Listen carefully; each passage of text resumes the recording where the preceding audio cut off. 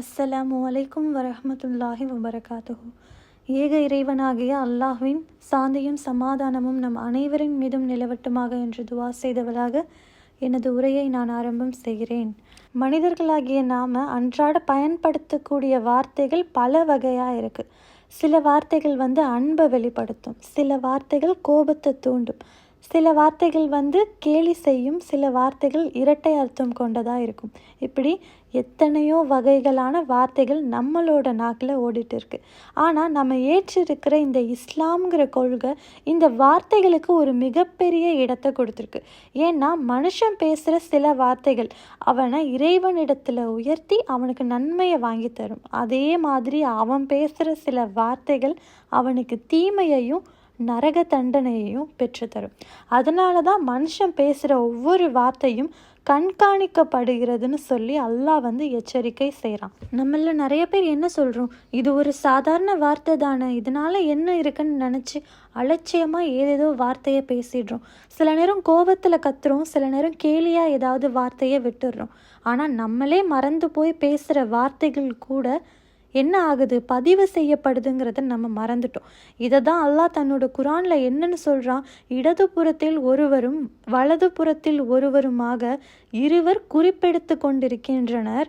மனிதன் எதை பேசினாலும் அதை எழுத காத்திருக்கும் ஒருவர் அவனிடத்தில் இருக்கின்றார்னு அல்லாஹ் நமக்கு என்ன பண்ணியிருக்கான், நினைவுபடுத்துகிறான். நீங்கள் மறந்து போய் பேசினாலும் சரி, உங்களை அறியாமல் பேசினாலும் சரி, எல்லா வார்த்தைகளும் என்ன ஆகிட்டு இருக்கு, பதிவு செய்யப்பட்டுட்டு இருக்கு.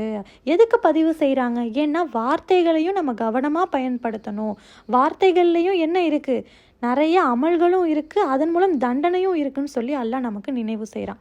இப்போ இந்த சமூகத்தில் ஏற்படுற, இந்த உலகத்தில் ஏற்படுற பல பிரச்சனைக்கு எது காரணம், நம்ம நாக்கிலேருந்து வெளிவர வார்த்தை தான்.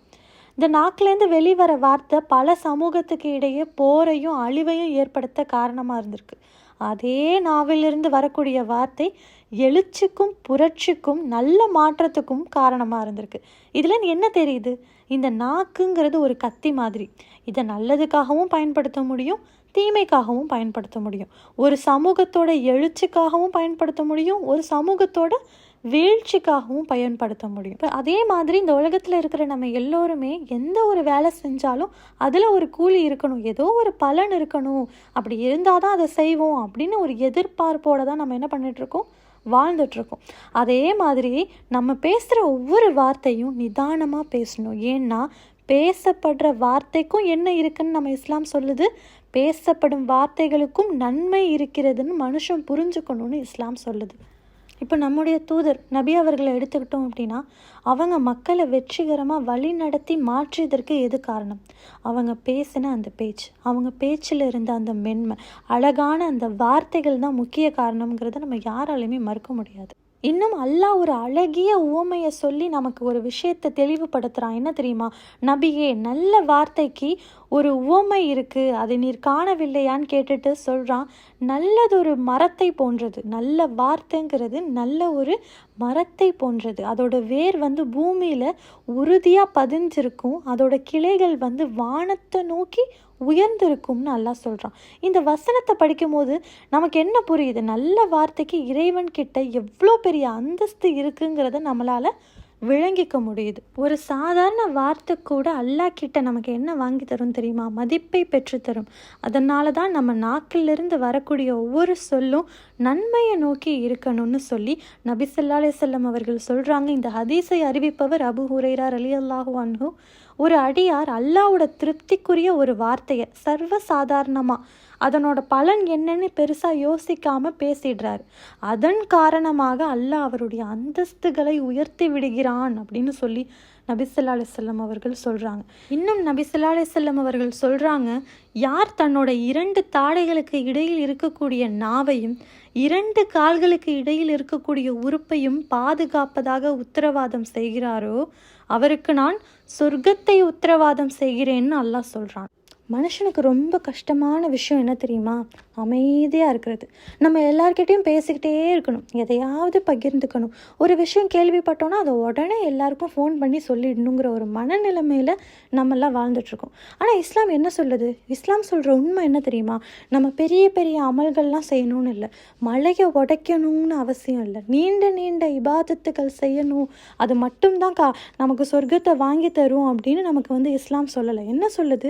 நம்ம வாயிலிருந்து வரக்கூடிய ஒரு வார்த்தை அது கூட நமக்கு சொர்க்கத்தை உறுதி செய்கிறதுக்கு காரணமாக இருக்கும்னு சொல்லி இஸ்லாம் நமக்கு கற்றுத்தருது.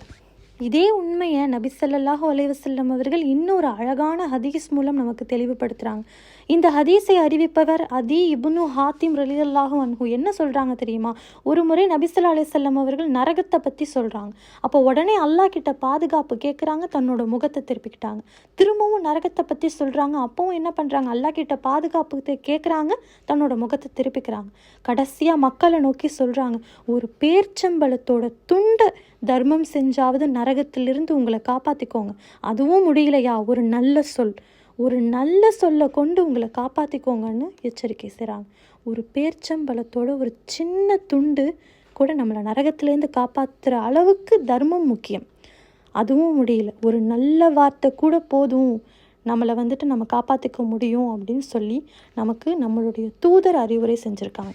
இஸ்லாம் நமக்கு என்ன சொல்லுது தெரியுமா? சொர்க்கங்கிறது பெரிய பெரிய கஷ்டமான அமல்களால் மட்டும்தான் கிடைக்கும்னு இஸ்லாம் நமக்கு சொல்லலை. சில நேரம் சில நல்ல வார்த்தை, நல்ல பேச்சு ஒரு மனுஷனோட மனசை காயப்படுத்தாமல் இருக்கிறது கூட சொர்க்கத்துக்கு காரணமாக இருக்கும்னு தான் இஸ்லாம் நமக்கு சொல்லி தருது. அதனால் இஸ்லாம் மிகவும் எளிமையான ஒரு வழியை நமக்கு சொல்லி கொடுத்துருக்கு. என்னது? நல்ல வார்த்தையை பேசுவோம், தீய வார்த்தையை விட்டு விலகி இருப்போம்.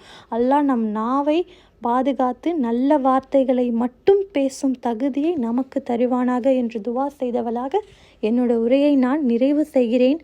அஸ்ஸலாமு அலைக்கும் வரஹ்மத்துல்லாஹி வபரகாத்துஹு.